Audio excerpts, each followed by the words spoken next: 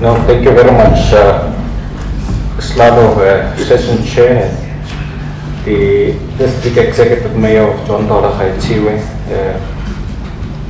Your Worship, Councillor Mohatle Doane, Paramount Chief Positumo Janki, Kilotumadi Sera, Kosi Matsurakolo, Kihale Risa Banan. It has been a long time. It has been a while that I've not seen you. Kilotumadi Sera. Moshaweng Mayor Worship Councillor Beneo Church Kabalal is the new surname. Thank you very much for that development also. Let me acknowledge also the works Ngesi Musahedi, our honorable speaker, who in particular must ensure there's maximum discipline from councillors as we engage on the DDM model. Kihopoleng Aseng, Kuruman for welcoming us and for hosting us, and the provincial champion of the DDM, MEC Abraham Foslo. Thank you very much for your participation here.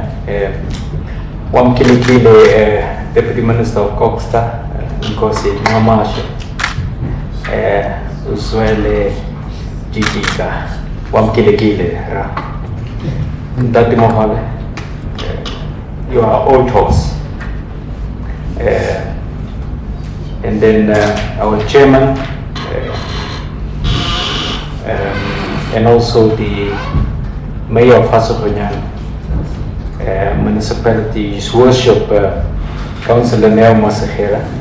Let me acknowledge our special invited guests, members of Parliament, in particular the National Council of Provinces, Chief Whip, Honorable Moimang, members of legislature, should anyone be here, not acknowledge them, and let me further acknowledge local government practitioners, including councillors and staff.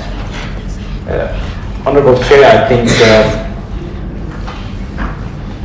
Yankees have captured my preface in my introduction, where he spoke about the restorative justice as encapsulated in the Freedom Charter, which we celebrated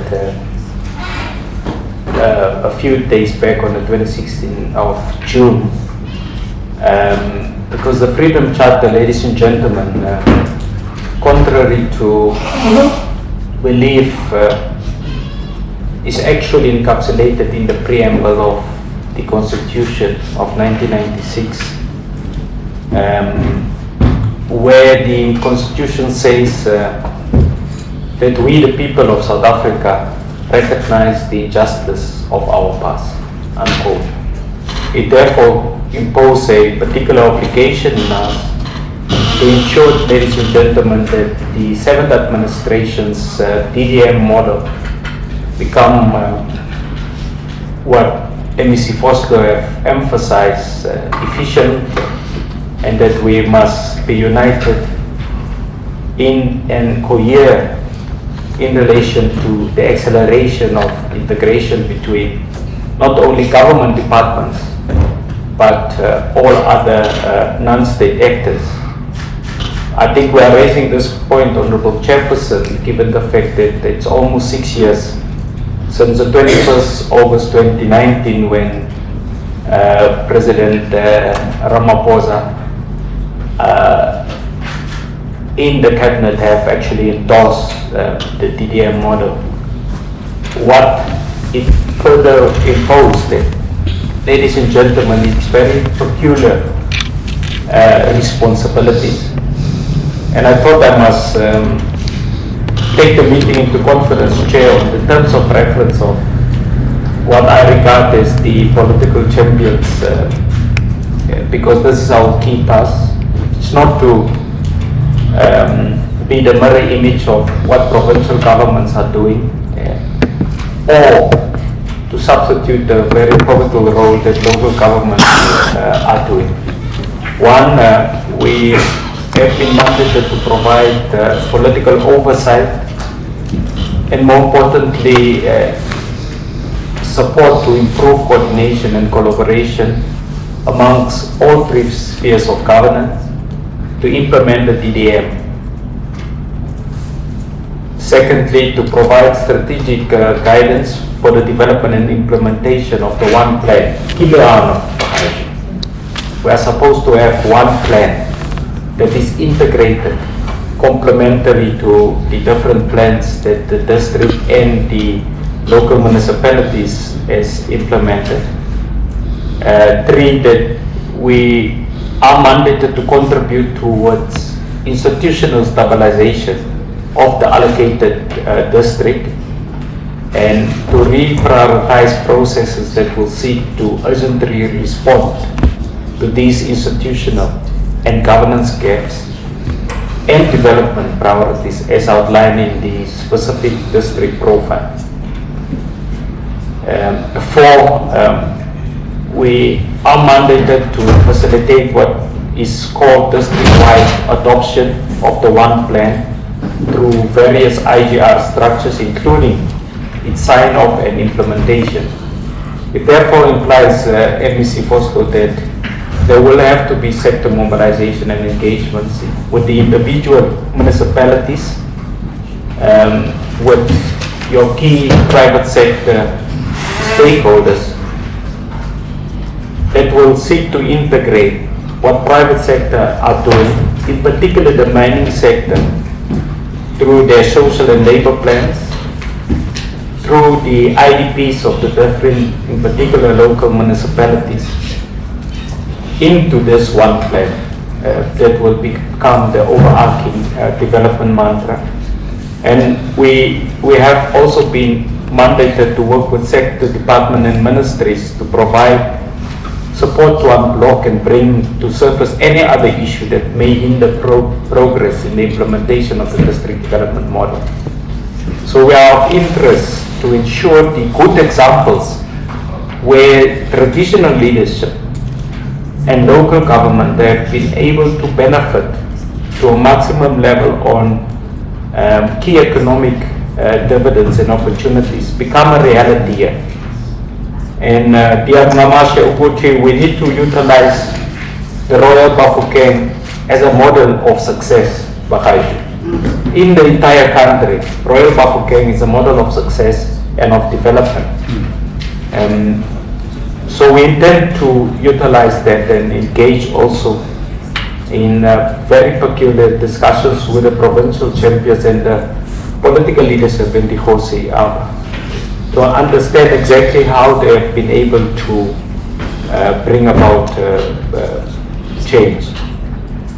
Our mandate is lastly to promote transparency and accountability on the implementation of the DDM model. And then more importantly, ladies and gentlemen, the Minister, Tabisa, have launched the review of the White Paper on Local Government of 1998.